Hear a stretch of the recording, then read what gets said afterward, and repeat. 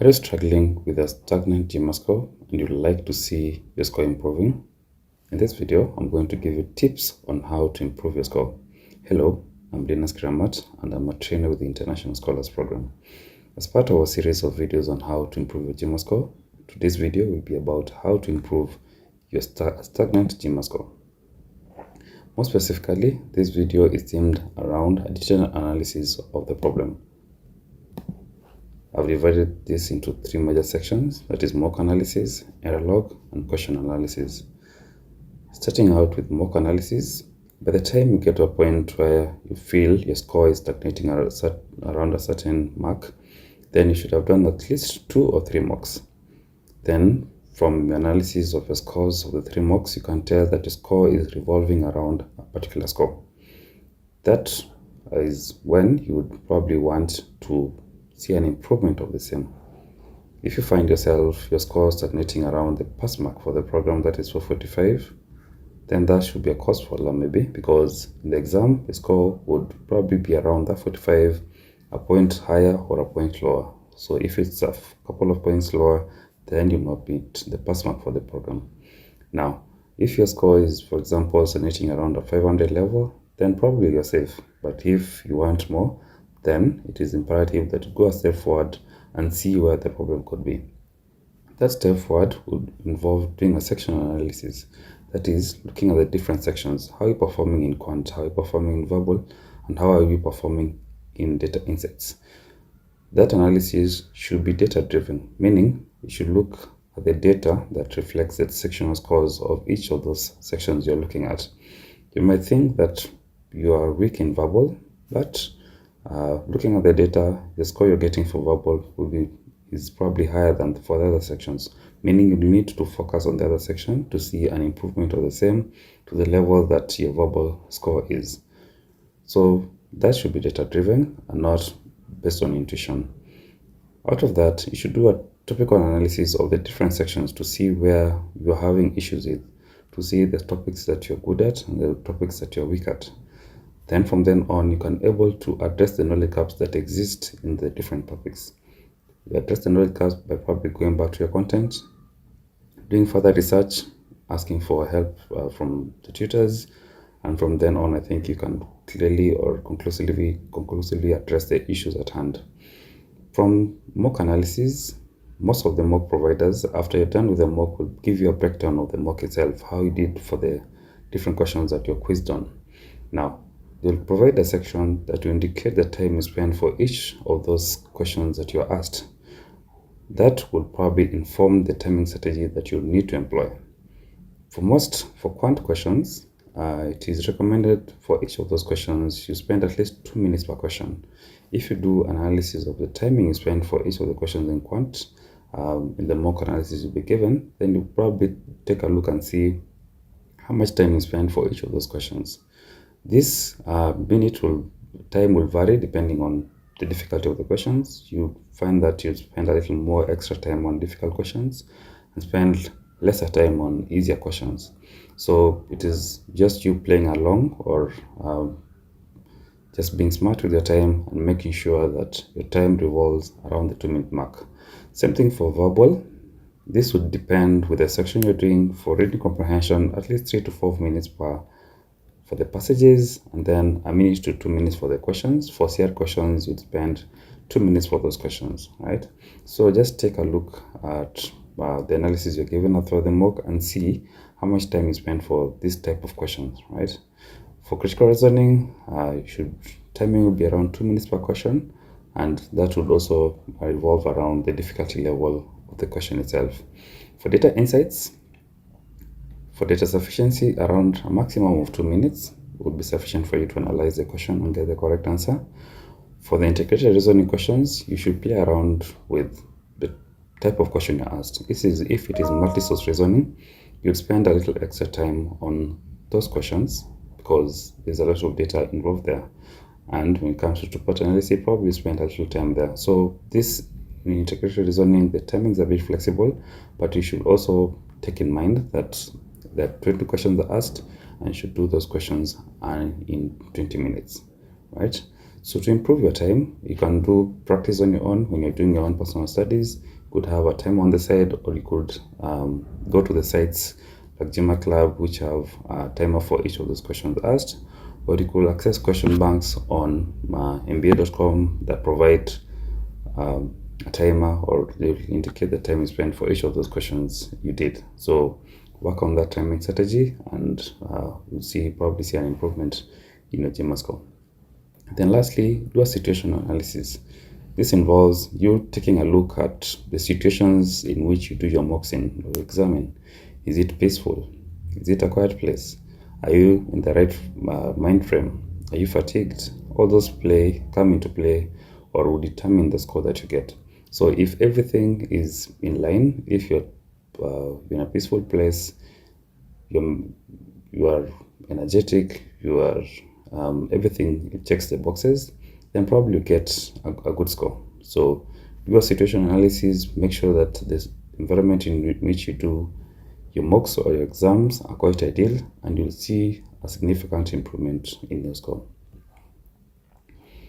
Secondly, there's the error log. This is an important resource that would help you focus on the areas in which you are weak in, or even improve on your strengths. For each of the providers, like the ones I've referenced here, that is GMAT Club, they will provide you an error log for each of those questions you try on site, meaning you should have an account with them, and every time you do a question, they will back up this information in the error log, right?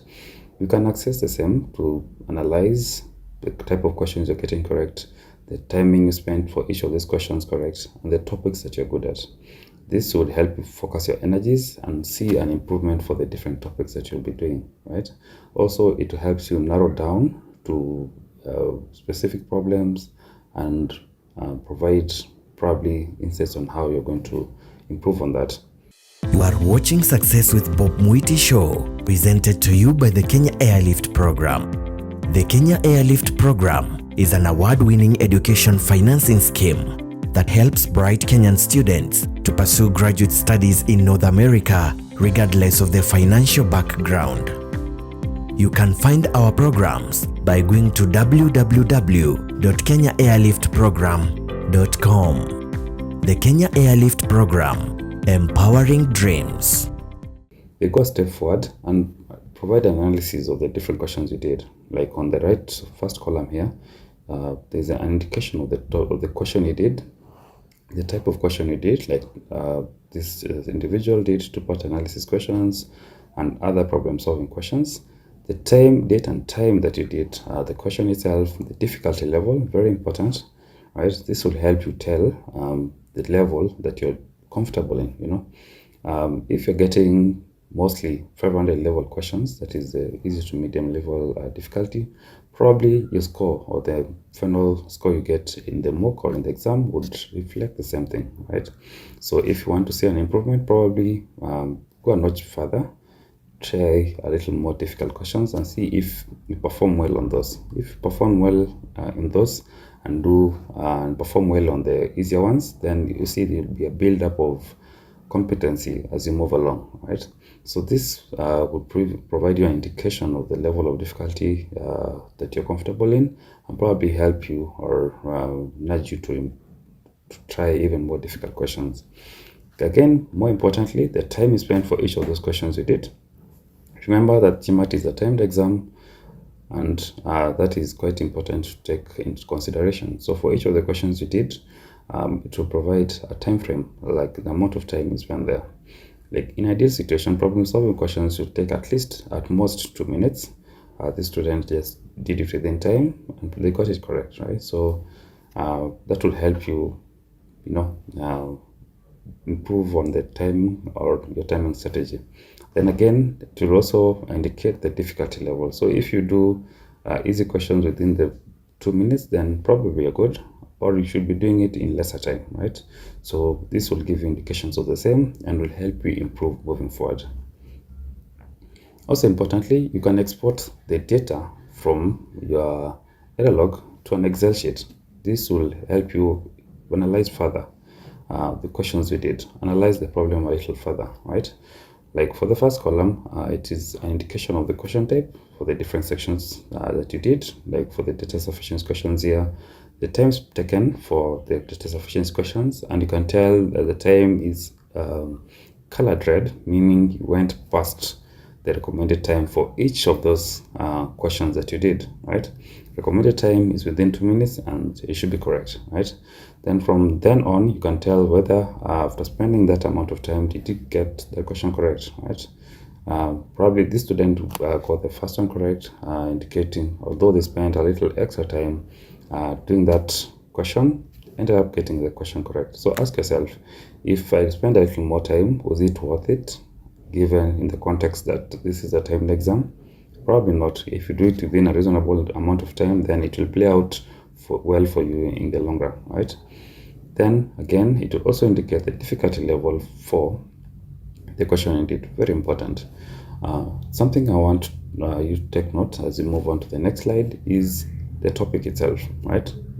This error log will help you see the topics that you're having problems in, the topics that you are good at. And then from then on, you can also develop ways on how to improve on those different sections. Now, as you improve on those sections, it is important to take note of the third point, which is having an idea of the major testing areas that GMAT tests, right, for the different questions. Now, in quantitative analysis, questions that appear mostly or most of the time in quantitative analysis, most of the time you'll encounter arithmetic questions, that is numbers, questions relating to number theory, divisibility, fractions. So as much as you're having specific problems, specific areas, also have in mind, is the question that I'm going to do further research on, is it within among the major tested areas, right? If it is, then probably spend a little more time on that, probably because there's a high chance that you'll encounter such a question in the exam. If not, probably spend a little less time, but just try and make sure you improve your knowledge on the same. Secondly, we have algebra, which also forms the basis of number theory. This is just a build-up from arithmetic, questions relating to exponents, inequalities, functions. This is in quantitative analysis, so have that in mind, so that in quant, most questions will revolve around, first and foremost, a large chunk of it will be arithmetic questions, followed by algebra, then word problems. In verbal reasoning, it's 50-50 split between reading comprehension and critical reasoning. Now, from your knowledge of verbal, critical reasoning is based on reading comprehension. In reading comprehension, you encounter passages. For you to tackle those passages, your reading skills should be top-notch. You should have developed or built a good reading culture for you to perform well in this section. Based off the knowledge of reading comprehension, critical reasoning goes ahead further, although the passages are a little shorter than the ones you encounter in reading comprehension, but this would require you to have well understood the passage that is presented to you. So when you're doing your analysis of your weak areas in verbal, always make sure you have a good understanding of reading comprehension, because that will form the basis of critical reasoning questions. Most verbal questions will be around critical reasoning questions, the likes of strengthen, weaken. If your understanding of strengthen and weaken question types, that is, you should have an understanding of what the premises are in critical reasoning in the passage you're given, what the premises and the conclusion are, and what the underlying assumptions are. These form the basis for the other question types that revolve around critical reasoning. So when you're doing analysis of the different sections, take note of that, and I think you'll be able to improve your score in verbal reasoning. Lastly, you have data insights. This of late has been problematic to most students because of the integrated reasoning section, right? Integrated reasoning section builds off your knowledge of quant and verbal reasoning. So for you to tackle this section, you should be good, have at least the basics in quant and verbal reasoning. Then from then on, you can be able to tackle integrated reasoning, because it just test your knowledge in quant and verbal. A lot of analysis of the questions that are asked in integrated reasoning, the questions that appear most are in two-part analysis, table analysis, and the likes of multi-source reasoning and graphics interpretation follow later, right? So two-part analysis, you'll have it in the quant-based and verbal-based section. So this would again, build up your knowledge of quant and verbal. So the thing here is be able to analyze data as quickly as possible within a reasonable amount of time, and be able to apply the same to the questions you'll be asked. So if you can master that, you'll be able to see an improvement in this section, and of course it will relate, you'll end up getting a good score in the overall score you'll be getting at the end of the exam. Secondly, we have data sufficiency. This builds off your knowledge of quant. So before you tackle data sufficiency, always have an idea of what quant is, the concepts in quant, for you to tackle this. Most data sufficiency questions revolve around word problems and number properties. So just have your knowledge in word problems in check, and your knowledge in number properties in check for you to tackle these sections. After doing these three major things, I believe you see an improvement in your GMAT score. Right? So thanks for watching this video. Kindly join us in our GMAT trainings. We elaborate more on these topics like this, issues like this, and we'll provide guidance for you to achieve a good GMAT score. Thank you.